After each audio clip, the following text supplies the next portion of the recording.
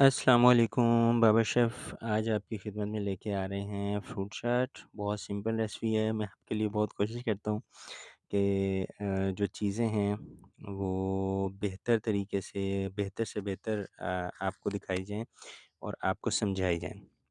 लेकिन इन सब में मैं कोशिश कर रहा होता हूँ कि कोई भी रेसिपी है वो 5 मिनट से ज़्यादा ऊपर ना जाए, क्योंकि बहुत ज़्यादा ओवर टाइम हो जाता है। आज हम बनाने जा रहे हैं फ्रूट चाट।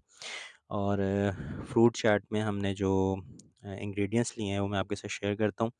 गरमा हमने लिया है 11 किलो, यानी कि और गरमे के अलावा हमने सेब लिया है 9 किलो। केला हम दर्जन के हिसाब से लेते हैं, तकरीबन 4 दर्जन केले हमारे। और इसका वेट मैंने किया था, 1 दर्जन का वज़न 1 किलो 200 ग्राम बन रहा था। और इसके अलावा हमने तरबूज लिया है 2 केजी। बस यही चीज़ें हमारे पास। इसके अलावा आप इसमें कोई भी फ्रूट ऐड कर सकते हैं, चेरीज़ ऐड कर सकते हैं, बेरीज़ ऐड कर सकते हैं।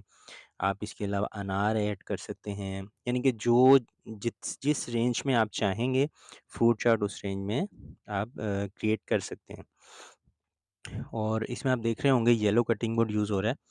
मैं अभी आपको एक ही कटिंग बोर्ड के बारे में बताऊँगा। जो आईएसओ है, हैसप स्टैंडर्ड्स है, इसमें हर मुल्क का अपना एक स्टैंडर्ड बना हुआ है फूड के हिसाब से। और उस स्टैंडर्ड में हमें रहना होता है, जिसे हम रूल्स भी कहते हैं, रूल ऑफ कॉन्डक्ट्स भी कहते हैं। उसमें हमने रहना होता है। कमर्शियल काम इसी तरह होता है।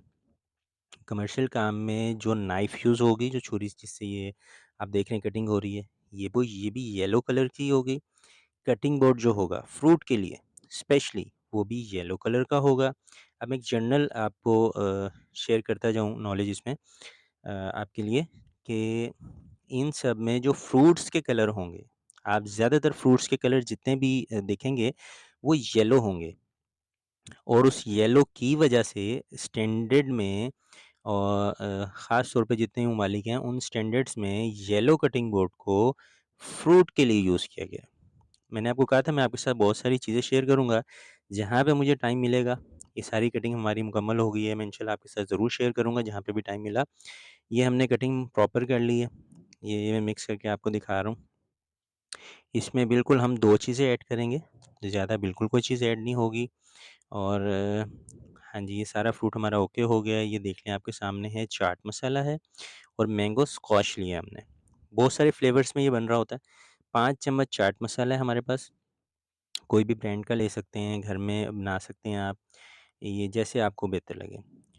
जी, ये 5 चम्मच चाट मसाला है। इसके अलावा जैसे ही मुझे टाइम मिला मैं बहुत सारी चीज़ें आपके साथ शेयर करूँगा, नॉलेज शेयर करूँगा, जो फूड के लिए बहुत ही ज़रूरी है।